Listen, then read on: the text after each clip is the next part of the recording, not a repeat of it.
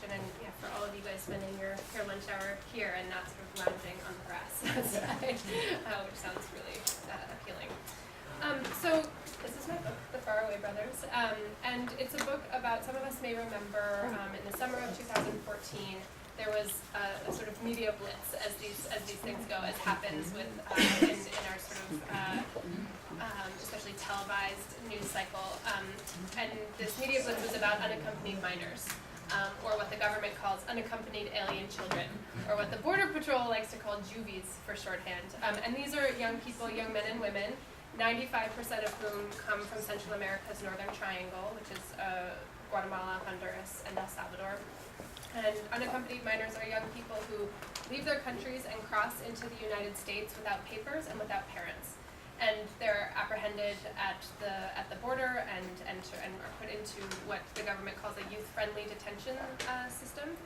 And eventually these young people are released from that detention temporarily, or the vast majority are released temporarily from that detention into the care of an adult who has agreed to take them in, so into the care of a sponsor. And that means, and they're released temporarily pending their day in court. So I had been reporting on these young people since about like the fall of 2012.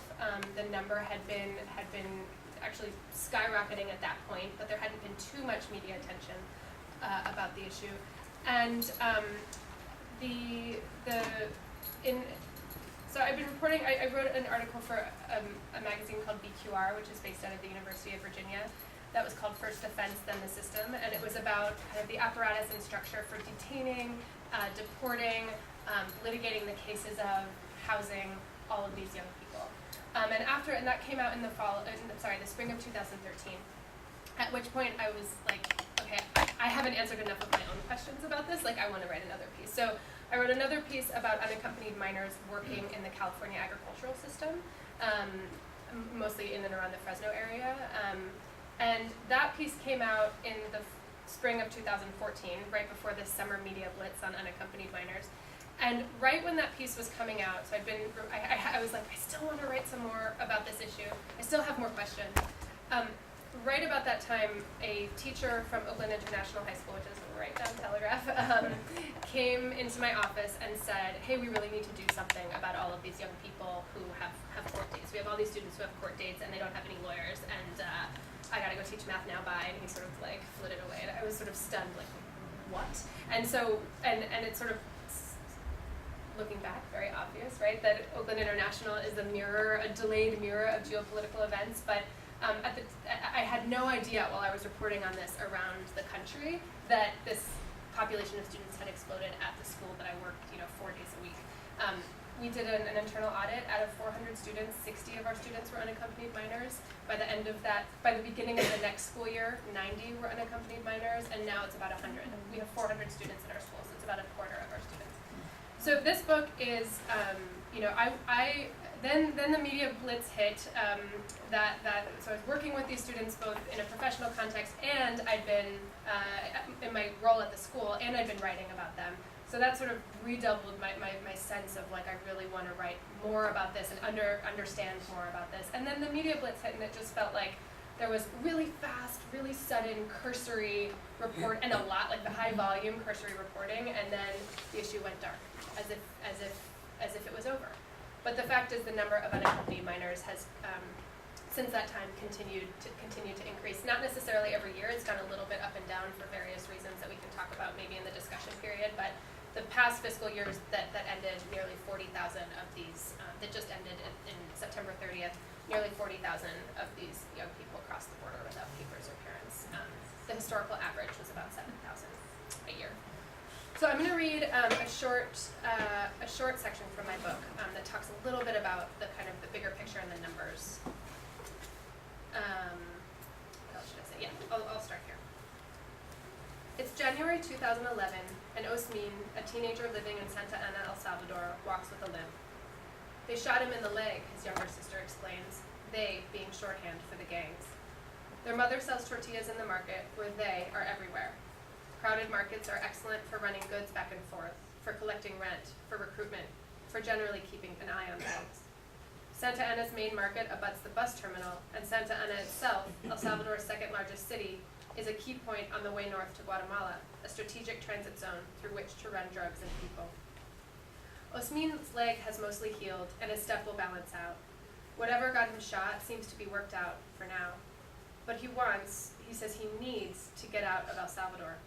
In 2011, homicide here will reach an all-time high. 4,354 people will be murdered by the end of the year, numbers rivaling those of the Salvadoran Civil War. He's been lucky so far, but luck only lasts so long. He's got to go. I just have to figure out how, he says. He means how to get the money. Once you have the cash, he knows, getting out is easy enough to arrange. Between 1980 and 1990, the most brutal years of the Civil War, approximately 371,000 Salvadorans migrated to the United States, out of a population of around 5 million at the time. That's 7% of the country's overall population. So it's like, imagine if 7% of Berkeley just left in a 10-year period. Looking for both refuge and economic opportunity, they moved north in a steady stream, some illegally and some availing themselves of temporary protective status and immigration relief offered to Salvadorans as a result of the war, which, by the way, they're considering right now. The administration is considering terminating that temporary protective status. But violence and instability beget migration, and just as violence often begets more violence, migration often begets more migration. After the war, Salvadorans kept leaving for economic opportunity, to reunite with family, and because an earthquake and several hurricanes leveled homes, destroyed livelihoods, and sent people packing.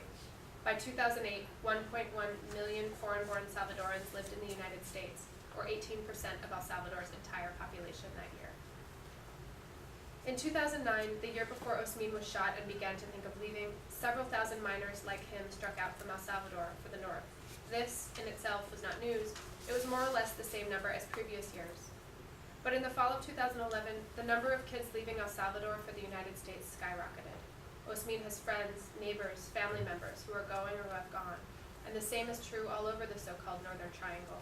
In those other countries, he has heard, gang violence is spiraling out of control, just like where he lives.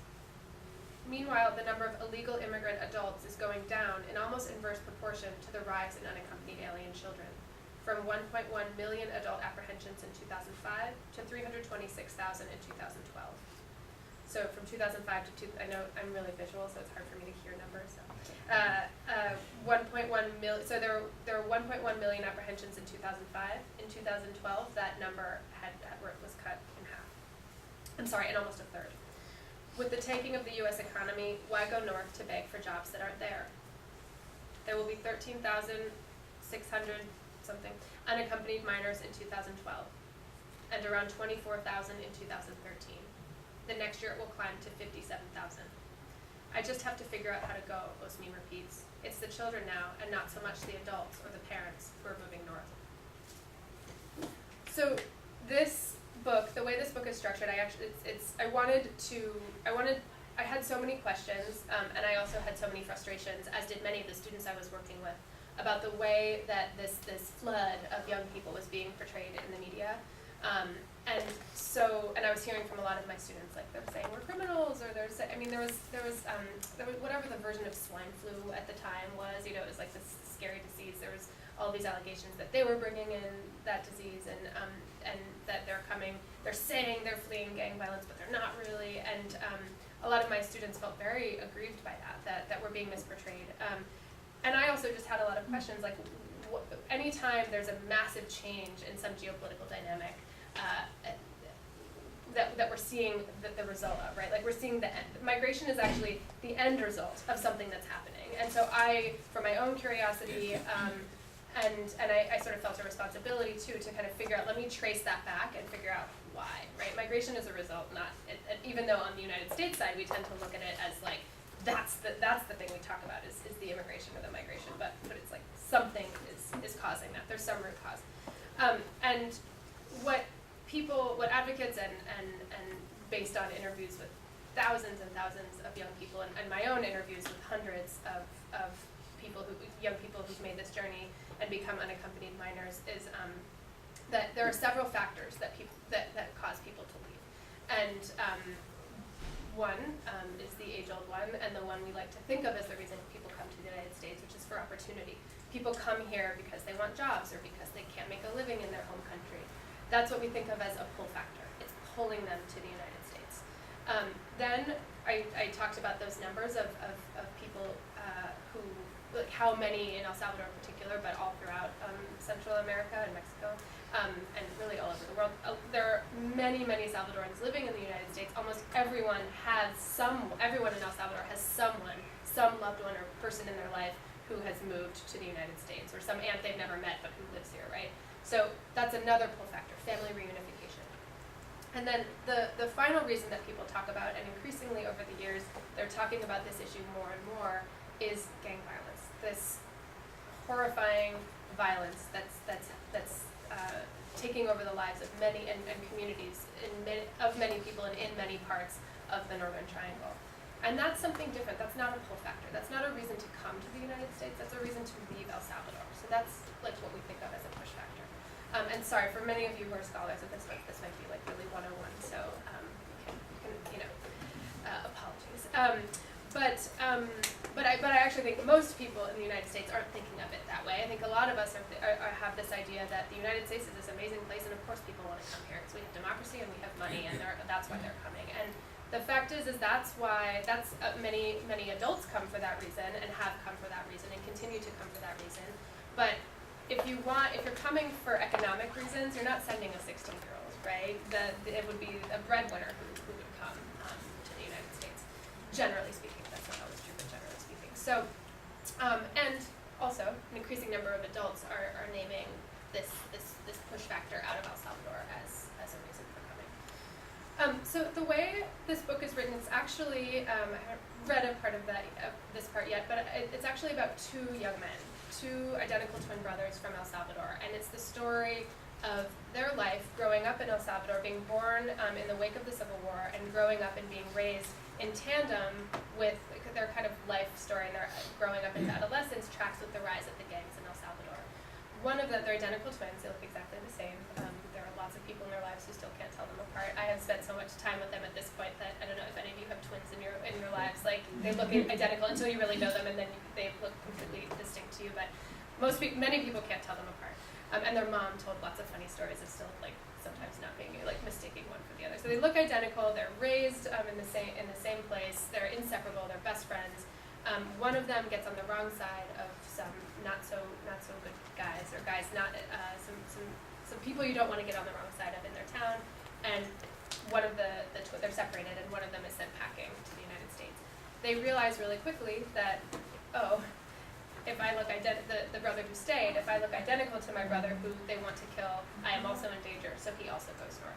So about half of the book is about their growing up and then their journey into the United States, and then the other half takes place in the United States itself. So I'm going to read from the prologue of the book, which this book opens in a place that's probably familiar to many of us. Oh, and sorry, before I do that, I should say, so the bulk of the book is these twins' story, but I have these alternating chapters, which is one of the ones I just read, which are these shorter kind of interstitial chapters that are kind of a break from the otherwise very close telling of the twin story. It's like a very intimate, you're kind of with them through their experience. I think a lot of times books and magazine articles, which I write and which I read avidly, tend to kind of put the entire geopolitical dynamic that they're writing about the particular on the shoulders of the particular characters they're writing about. The fact is, these are young men who fled for their own personal reasons, and so these alternating chapters, the kind of goal there is to pan out a little bit and be able to expose, to kind of shed light on and bring in other voices that are outside of their experience. When you are a person living your life, you're not they weren't considering themselves like, we're unaccompanied minors that are part of this like increasing flood of people leaving, right? They were just themselves. So these interstitial chapters are kind of an opportunity to kind of pan out a little bit and understand the dynamics beyond their experience. This, though, is about them. It's a few minutes after 9 o'clock, and the Flores twins are buckled into the back seat of Wilbur's Toyota, lurching through downtown San Francisco in search of the courthouse. As their older brother breaks and curses his way through the flurry and gridlock of the morning commute, The twins' identical faces press against the windows, hunting for street names and building numbers. They are lost. Their messy packet of immigration papers states the courthouse address, 100 Montgomery Street, and the time they've been ordered to appear, February 19th, 2014, at 10 a.m. Sharp, they remind themselves. Every appointment in America, they have learned, is supposed to be on time, and punto, sharp. A counselor at the Texas Detention Center had explained this to them, and Wilbur has too. This morning, they'd left the apartment with a 2-hour window. It's important not to be just on time, but early in the Estados Unidos, Wilbur said. The network of one-ways forces his car across Market Street and into the wrong side of downtown. The morning traffic roils and churns around the Forerunner, now stopped in the middle of the intersection. At 24, Wilbur is now, for better or for worse, for lack of a better option, the twins' guardian. Will you agree to be their legal sponsor? The woman at the shelter had asked in her Tex-Mex Spanish. Of course he would. He'd signed a paper promising to provide for their basic needs, to feed and clothe them, to enroll them in school, and to get them to court on time. In his 7 years here, he'd become somewhat of an expert on the United States and its rules. A rule of the landscaping business, for instance, no work, no pay. He'd miss another day of wages today. New Montgomery, that's the street they've been looking for, Montgomery. They drive past strangers in coats and scarves, carrying briefcases, earbuds plugging their ears. The boys are not allowed to use earbuds in class, but Ernesto sometimes tries to sneak them in. He likes the way they make him look, cool, indifferent. New Montgomery, New Montgomery, New Montgomery. They reach the end of the street, but the numbers don't seem right. The clock is ticking. Maybe New Montgomery and Montgomery aren't the same, suggests Rebel. The twins have been dreading this appointment for months, ever since they were picked up out of the Texas desert, their shoes ripped to raggedy flaps, their matching bodies swaying with thirst. They thought for sure they'd be deported right away, back to El Salvador and to all that awaited them there. But they weren't sent back. They were taken to a detention center where a woman explained to them that, as minors, they'd have a choice. They could opt to go back to El Salvador on their own, impossible, or they could go to court and fight for their right to stay. But court, in front of a judge? They'd need a lawyer, for starters, and the prospect of obtaining official papers seemed absurd. Why, out of all the so-called illegals like them, like their brother, should they, kids who'd been here only a few months, get papers? It's 9:06. They have just under an hour. Wilbur has plugged the address into his phone's GPS, but the place it directs them to doesn't make any sense. Now it seems to have stopped working altogether. Raul snatches the phone from his twin and hisses. Raul hands it back with a shrug. Ernesto hands it back with a shrug. At 17, the twins have never been to a city before, unless you count San Salvador, which they've been to only a few times to visit relatives, or Mexico City, where they were practically shackled to their coyote, hunkered down in the spectral underbelly of the pass-throughs. San Francisco looms like no other place they've ever seen. Raul used to picture these buildings in the quiet nights back home, rising upward like ladders, like possibilities, but now that he's under them, they're just endless, indistinguishable boxes. They make him feel, as most things in the United States of America so far do, small and out of place. Now their faces are hardening into matching masks of dread. When they get to the court, what will they even say to the judge? With no lawyer, no English, no idea what to argue on their own behalf, they worry they'll be deported this very day. And then what? The courthouse is here among these buildings somewhere, but where? 100 Montgomery, the twins read on the court paper again. Everything sounds the same. Montgomery, Market, New Montgomery, Minna, Mission, crossing and crisscrossing like the tacky, glinting strands of a web. 9:30, 9:35, the number keeps shifting on the defunct iPhone the twins used to keep track of time. Another confused, traffic-laden circle loops them back onto Market Street. The big white clock tower stands resolute against the bay like a joke. They now have 10 minutes.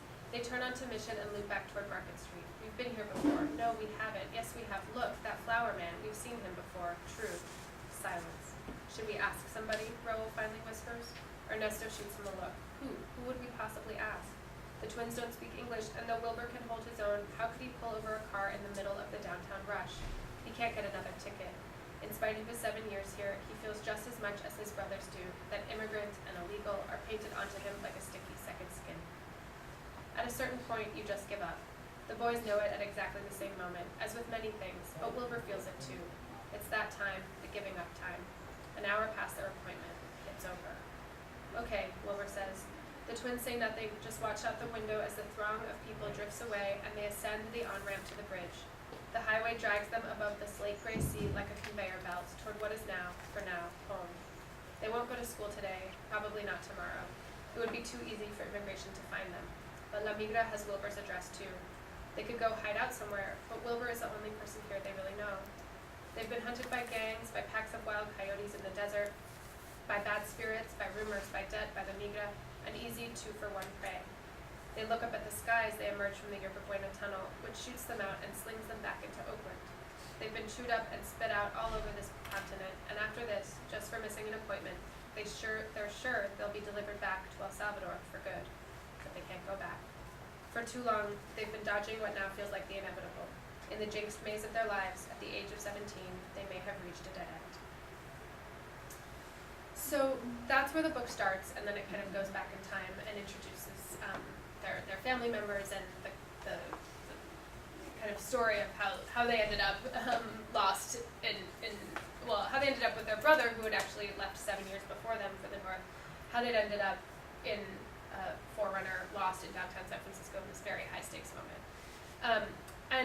And so a couple weeks after that is when I met them, because they were students at Oakland International High School, and a colleague of mine, same colleague, who said we really need to do something about these young people, sort of similar deal, brought them in and said, these two have missed their court date, they're really upset, they're really freaked out, can we help them? And that began a long journey of trying to find them a lawyer, which, especially at this time, was incredibly complicated. As many of us know, unlike in criminal court, where if you can't afford a lawyer when it's provided for you, you have the right to an attorney, but you are not given an attorney in immigration court.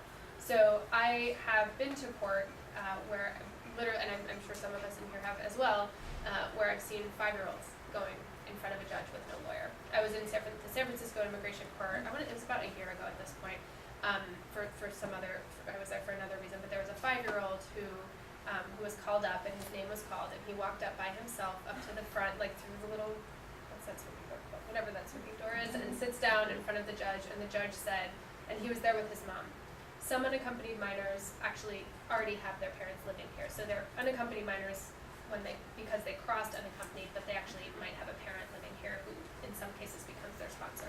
The mom's in the back, the little boy walks all by himself up in the front, introduces himself in English, and the judge says, if you'd like, there's no lawyer, and the judge says, if you'd like your mom to come up, like, Mom, I invite you to come up because I never want anyone to feel uncomfortable in here, and I assume that would make the young man more comfortable. That was an act of mercy. He didn't have to do that, right? That little boy he is the client, he's by himself there without an attorney. So finding an attorney turned out to be finding an attorney for these 60 young people that became 90 young people, that became essentially my full-time job that spring.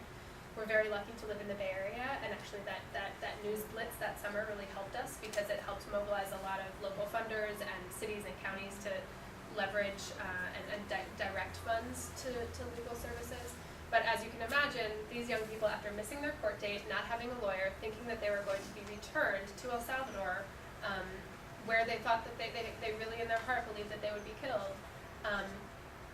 The next day we expect them to just like focus in math class, or we say, why didn't you do your science homework? Or expect them to be anything besides just like apoplectic and besides themselves. So that is, I think, a super important point, I think, to think about with unaccompanied minors is not only are they arriving with trauma, in the context of schools, like interrupted education, but and sort of like a lot of times basic needs, health challenges, housing challenges, but there's this very high stakes moment that that is looming for them at court, and they have very few support structures to help them feel confident or to even help them at all in that context.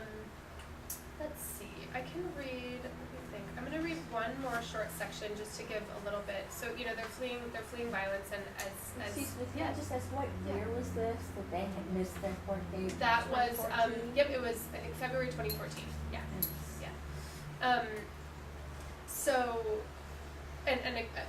We are very lucky that now pretty much all of our unaccompanied minors in Oakland have access to counsel through our amazing legal partners at Peace Based Sanctuary and Catholic Charities, and Centro Legal has been a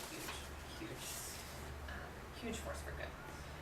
So a lot of these young people are leaving contexts of really intense violence, and I want want to give a little bit of a picture of that. So I'm going to read one of these interstitial chapters, and I should say I'm going to skip some of the really intensely gory parts, but it's just as a warning. It's intense. It takes place at a morgue, so if you no problem if you feel the need to step out. Oh nope, that's not the one. That's not the one. Just kidding. It's this one. Okay. Enter the examination room in San Salvador's Instituto de Medicina Legal, where a masked doctor cuts into a new corpse. The ammonia fumes burn your eyes. After determining the cause of death, he'll slide the body back into the freezer until someone comes to identify the remains. If no one comes, which sometimes happens, it's too far, or the family doesn't have the money, or the deceased doesn't have a family, or the circumstances of the murder are such that it's best for the next of kin to lie low, the body will be incinerated. But any corpse in San Salvador that has gone undiscovered long enough, decomposing in a cornfield, say, or cast into the dump, is taken to the Department of Forensic Anthropology. In contrast to the overgrown courtyard, the anthropology room is antiseptic, all right angles in order. Metal examination tables gleam. File boxes are stacked atop the counters and tables and floor. Like puzzle masters, the forensic anthropologists turn over the contents of each and fit the pieces together to figure out how a human being turned into a box of bones. Some of the skeletons are old and weather-worn, turning the color of rust. They look as though they would flake at the touch. These bones were exhumed from the site of the 1981 massacre of El Mozote during El Salvador's Civil War, where government troops stormed a suspected guerrilla haven and slaughtered more than 900 men, women, and children.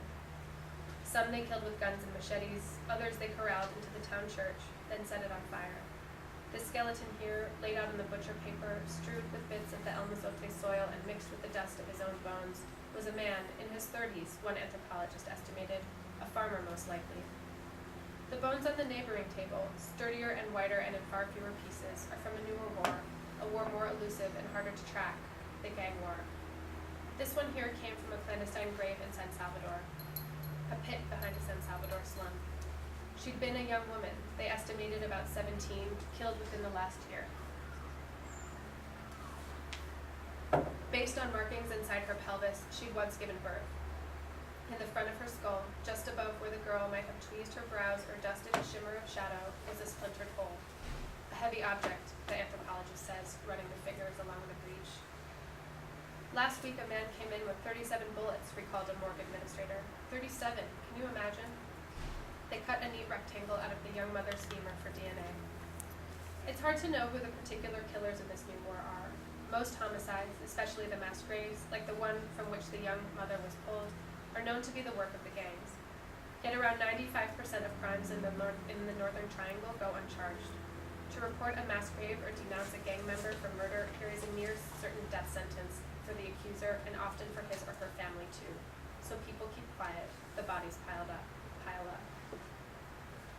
At the front gate of the morgue, a woman is quietly crying, shoulders quaking as she presses a tissue beneath her eye. She leans into a young man, her son perhaps, who wears a stiff expression behind aviator sunglasses. The armed guards notice, then look away. A different woman enters the gate. I'm here to register a disappeared, she asks. She says, like a question. She signs her name in the tattered logbook, and the guard points her where to go with one hand, holding his gun with the other. If your local police haven't found the person you're looking for, you go to the morgue to make another report. The Instituto staff affixes the photograph to a wall, along with dozens of others. The photos hang beneath a plastic cover so clean it reflects the onlooker. A flickering superimposition against the black and white faces of adults and children arranged by date last seen. These photographs will be kept on this billboard for 2 months, depending on space, the sign explains. It's late July. April's disappeared have just been taken down. A police truck pulls into the compound and 2 officers, clad in boots and balaclavas, hop out to escort a young, scowling man, no more than 16 or 17. He is handcuffed, his hair is gelled into spikes, and he sports low-sagging shorts, barely laced high-top sneakers, and a bright red t-shirt. The police move him roughly toward one of the doors. A gangster, someone says after he passes. They get a psychological evaluation here, the guard explains, before going to jail. The courts are so backed up that this young man could be in jail for weeks, months, even years before a trial. Thus he, too, becomes one of San Salvador's missing. So I read that to kind of make the connection between the historical context, to me, this symbolism of this recently exhumed body that came from a horrendous massacre from the Civil War, which was written about by Mark Danner. Beautiful book called El Mozote, The Massacre of El Mozote. Yeah,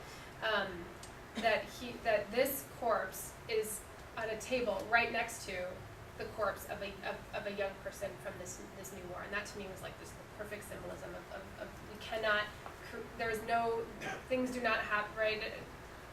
Things in society and horrifying things like this are not happening in a vacuum of the moment, but they're connected to the past. And there's this legacy of trauma and violence that's been carried forward from the Civil War, and also, as many of us in this room might know, but I'm a lot of us might not. The gangs that are currently wreaking havoc on this part of the world were actually born in the United States among people who fled the Civil War from particularly El Salvador, went to the United States, were traumatized, disaffected, often paperless young people living in U.S. cities in under-resourced contexts.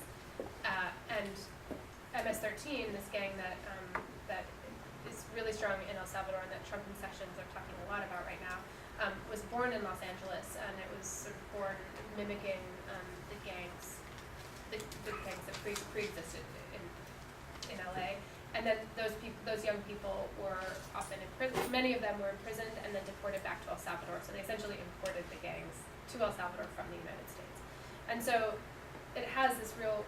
The current violence has a real, like, many very clear links to the Civil War.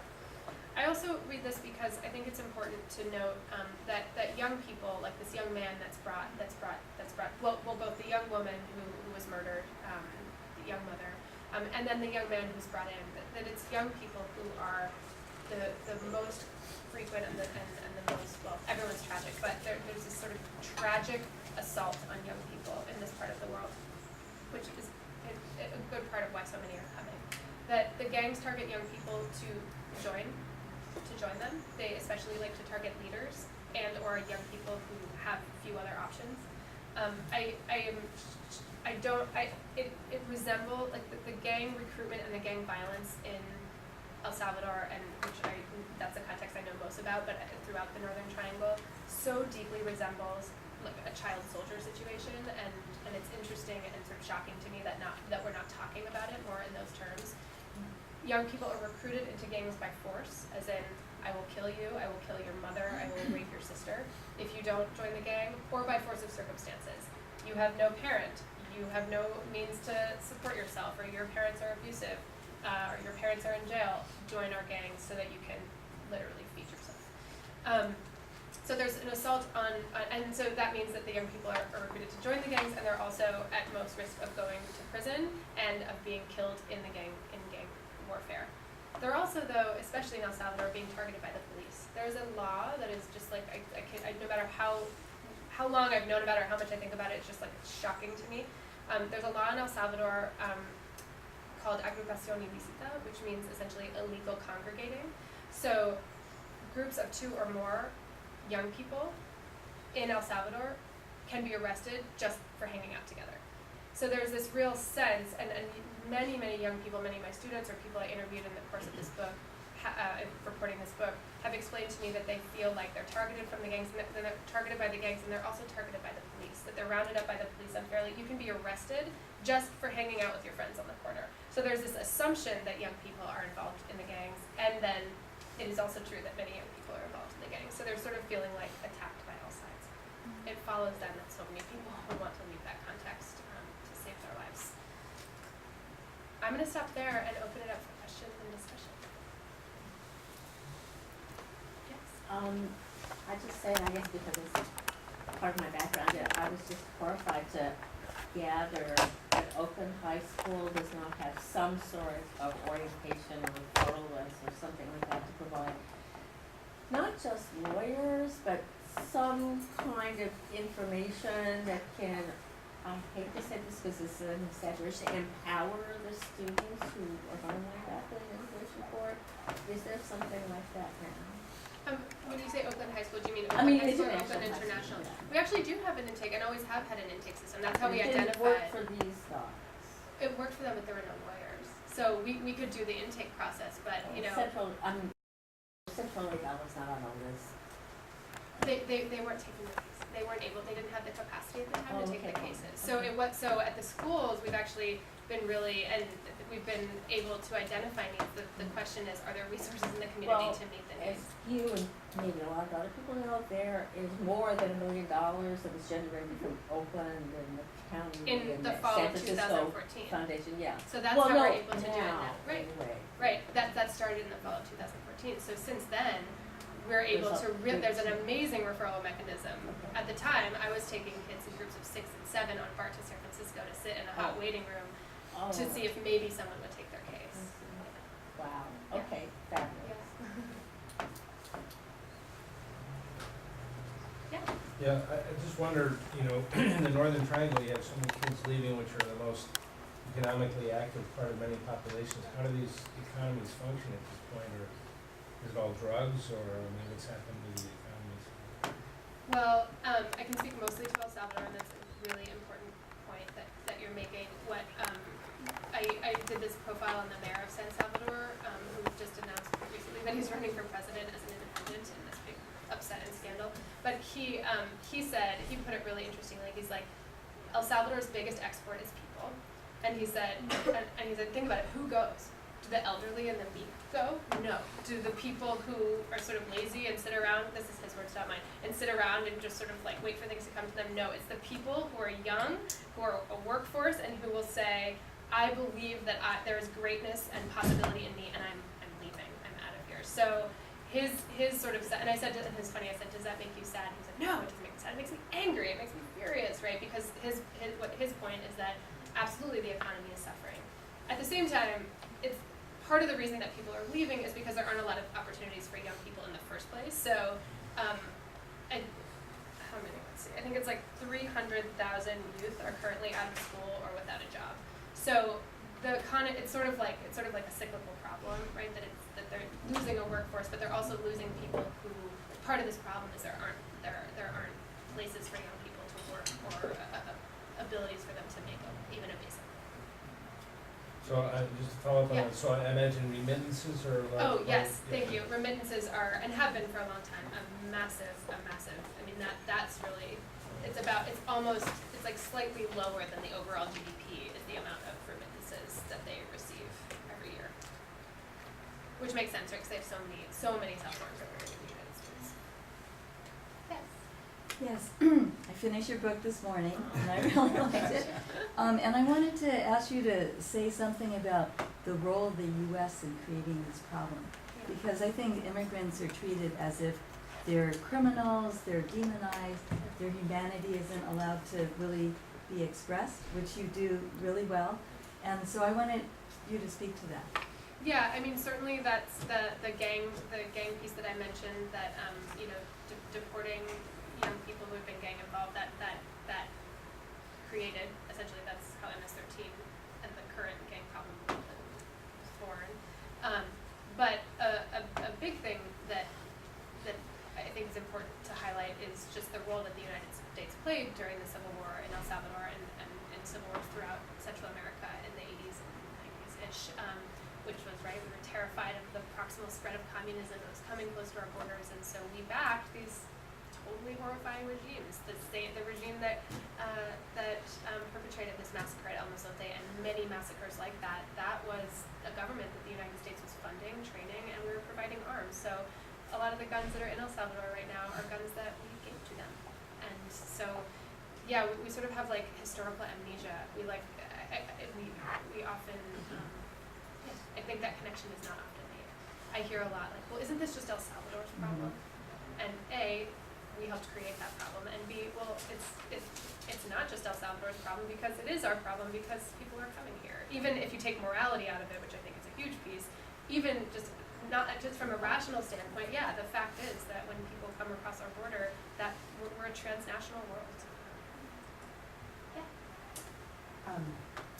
So, in your experience at Oakland International, I'm just curious what some of the kids who have come as unaccompanied minors, what do they want to do with their lives? I mean, there's 100 of them, Yeah, there's different right, things, but right. what do they want? I mean, they all want to stay. But interestingly, most of them say, if I could go back to El Salvador, I would. If I could, the vast, which is super interesting, right? Like, if it was safe for them to go back, they would. The two brothers I write about, they would much rather live with their parents, and that's what they would want. They want different things. I think a lot of them have a feeling of like, oh, I want to go to college, but actually a lot of them have the goal of just graduating high school and getting a job. They arrive, this is something I haven't talked about yet, but these brothers arrived with when they crossed the border, when they left El Salvador, they were $14,000 in debt. By the time they were released from detention, which was a couple months after they'd left, that debt had climbed to $16,000. And it was compounding. It reached a level of over $20,000 that they, as two young people going to school, having to support their bills to be paid, that is a tremendous amount of debt. That had such a crazy compounding interest rate that it was like unable to track. And I would ask their father, so I spent time, recording this book in El Salvador, and I spent a fair amount of time with their family, and I asked their father, what is the interest rate? And he said, it's 5%. No, it's 50%. It's 50. No, it's 5%. Like, he's an unbelievably intelligent person who just who had not had numerical training. He's sort of like how I am with numbers and money, but he had to take this debt on without The debt to the Coyotes. Thank you. Yes, I should explain. It's debt to pay the Coyotes to get them safely to the United States. So he was in a position where he had to take on this debt without understanding it. So this is all to say that a lot of my students want to be able to work to pay off that debt and then to start supporting their families. And so we have a lot of people who drop out or who they graduate and they could go on to college. But for this kind of saddling, this huge burden that they have. I have two questions, hopefully they're sort of related. The first one is, I'm just wondering about the differences between coming in to Oakland International versus coming into Castlemont or one of the other Oakland schools? Yep. Because I'm assuming does every newcomer at Oakland come through Oakland No, International? we have Okay. 4 newcomer hub schools. And do they all have the same services? We're working on that. Oh, okay. Yeah, I just was which is curious great. about that. And then my second question is maybe a little bit more complex, and that is, so there are young people coming from primarily those 3 Northern Triangle countries, but then within those countries, they have like complex differentiated Yes. identities because they don't all identify as the same thing within Right. those countries. And I just wondered, like, how do you see that play out in the classroom? And I'm asking specifically, actually, because I've interacted with a teacher who taught at Oakland International, and we read Paradise and Ashes, and she was like, oh, now I understand that I have part of the tension in my classroom because I have kids who are coming from both sides of the previous Guatemalan Civil War Yep. sitting next to each other Yep. in class, and that's, Yep. and so I'm just wondering, like, how does that play out in a larger sense in the United That's a States? great question. So first, the Oakland School District has 4 high schools that have programs for newcomer students. So all newcomers are put at one of 4 schools, and that's Oakland High, which is why I was clarifying whether you're talking about Oakland International High or Oakland High, Fremont, Castlemont, and Oakland International. And traditionally, we've had more resources and support for newcomers because that's because that's like our whole Yeah, world, that's right? right. That's our whole school.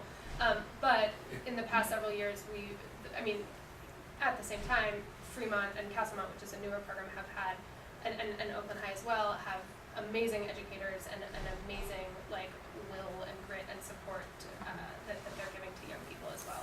The district is working really hard to kind of align and to share resources and kind of share best practices from all the sites and replicate them so that there's more of a parity of experience throughout the district. So that's that question. In terms of, I see that mostly, what you're talking about, this dynamic mostly when we're talking about Guatemalan students, because there are many more indigenous speakers coming from Guatemala.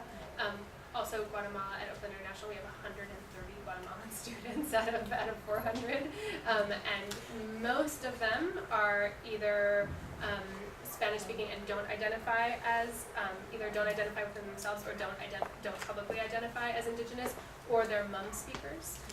Although we have a handful of other indigenous languages but in Oakland in the Bay Area is a huge population.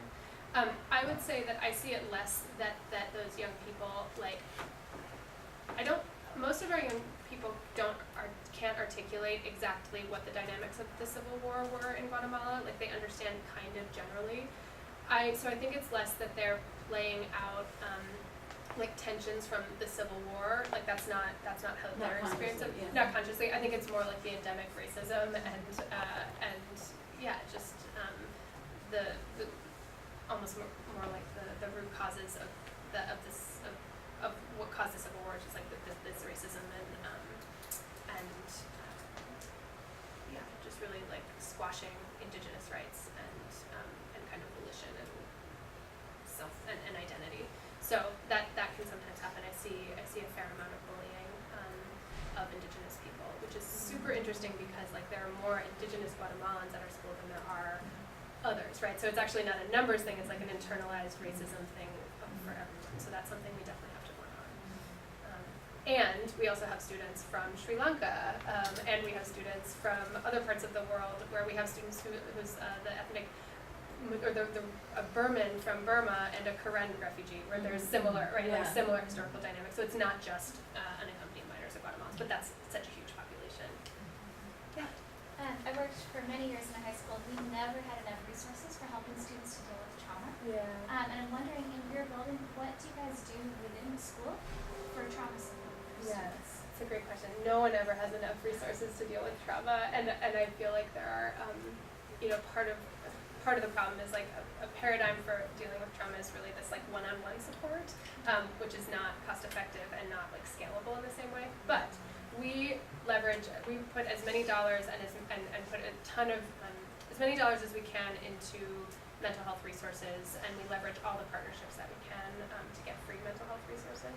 So right now we have mental health resources in I believe like 9 different languages, which is fantastic. And it is October and we're already full.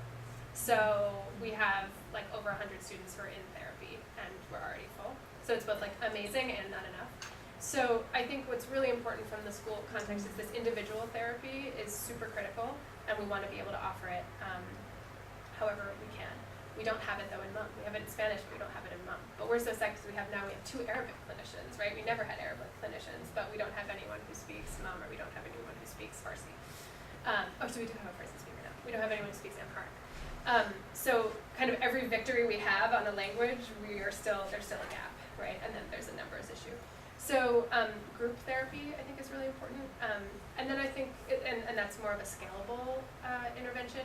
But I also think that we need to think about how can we be a trauma-informed environment, and how can we be a therapeutic environment even without providing, even if we're not trained to be clinicians. So that's just about like all being on the same page about how we might be triggering students or not be triggering students, how we might be kind of like attuned as educators to if someone's having a hard time, or, in the case of this book even, that the way I was introduced to these 2 young men is that their teachers meet every week and do case management around, they're teaching, this is like getting in the weeds of education, but they're teaching, the same group of teachers sees all the same group of students. So they meet every week about that group of 100 students, and each and every one of those teachers lifted up like, what's up with the twins? They used to like, something in the past couple weeks has happened to them. And they're like, yeah, something's up. And then David was able to go to the students and say, what's up? Is there anything we can help you with? And then they felt comfortable sharing their story, and they had no idea that the school might be able to even try to help them with that. So that's sort of, that's like, that's not a trauma intervention, but actually part of what was triggering their trauma was this lack of a lawyer, and eventually we were able, spoiler, to find them a lawyer. Also, and this is, we look at kind of supplemental programs to provide mental health interventions. So an organization called Soccer Without Borders, which, full disclosure, was started by my husband, but I really would say this, if it weren't for that connection, does this amazing work with young people. They're on the soccer team, so they come for the soccer, but what they're really getting is they're getting a team and a family and like a physical outlet for their trauma, and they're like learning about their health, and they're kind of like they have each other's back, and so we see that as a real trauma intervention that is much more scalable, and that's also less threatening than like, would you like a counselor? We would like to introduce, that's not how I introduce it, but like, you know, that can be really off-putting, but to especially to like a sort of a young, sort of macho guy from El Salvador who's really guarded, but like, soccer is like no problem, like, oh, they'll play soccer. So we kind of look to other interventions that support mental health that aren't maybe like official mental health interventions. Yeah. First of all, congratulations. I'm an old coworker of Lauren's, and we're all so proud of you. This book is great. Thank you for it. I have a question. We were also really excited when your op-ed came out. And so aside from this baby, it's so exciting to see you take on a more public voice in the policy world also. It was an op-ed in the Times about gang violence and how our approach policy-wise was completely wrong as an intervention. And so I was wondering, do you have plans to take more of a public voice on this generally forgotten or ignored crisis? And how can we help you? Those of us at the university who have that platform and those contacts, maybe to add to yours.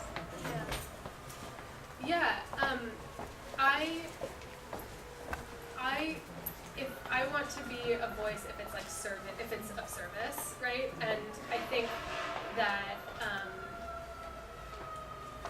what I think that I sometimes am able to provide a unique perspective because I understand the sort of the issues from like the like political bird's eye view vantage point, and I actually have these specific examples of seeing how those policies have either worked or been horribly wrong-headed, like on the ground. So if there's something that I'm able to speak about, so for example, that article, it just feels like, and my publisher said like, is there an op-ed you'd like to write? And they sort of had all these ideas for me, and I don't just want to like write an opinion piece just to satisfy my publishers having written an opinion piece, but that is something I felt really strongly about, like, you know how you stop gangs?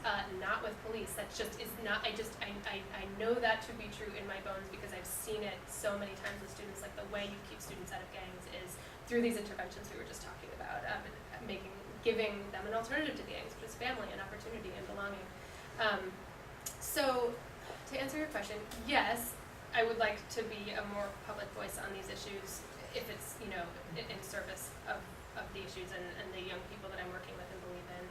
And so yeah, if you have any, in terms of how you can support, if you have any sort of ideas of ways to manifest that, it could also be that I would be open to that. It could also be that I would love to find platforms for my students if they feel comfortable to also be advocates and voices on these issues themselves. So totally open to that. Thank you.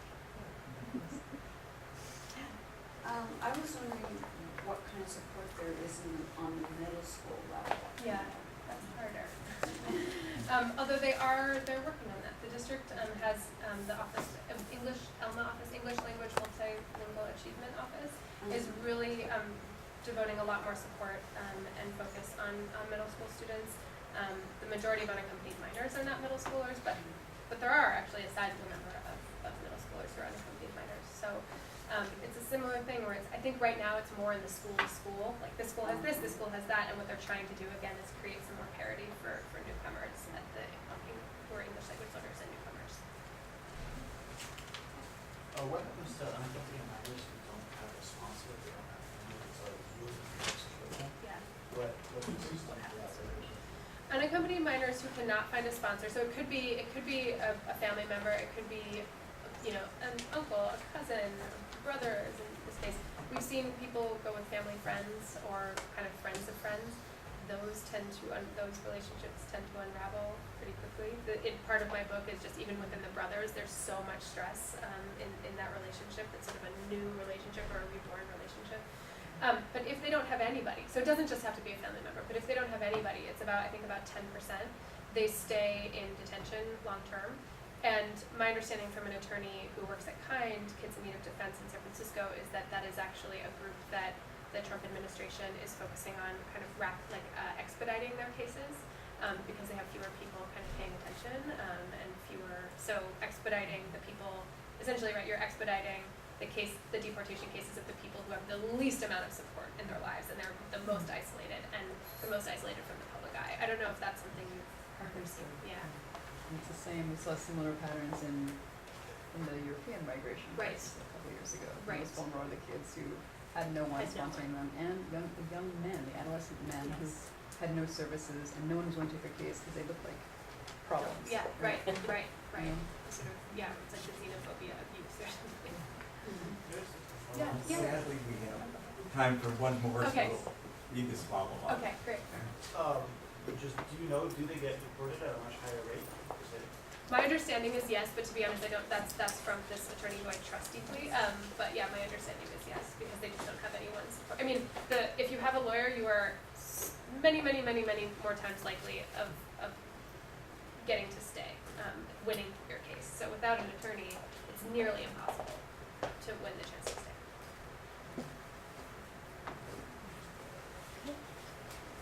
Thank you so much, everybody. Such a Thank pleasure. you I for really being appreciate here. you guys taking this time.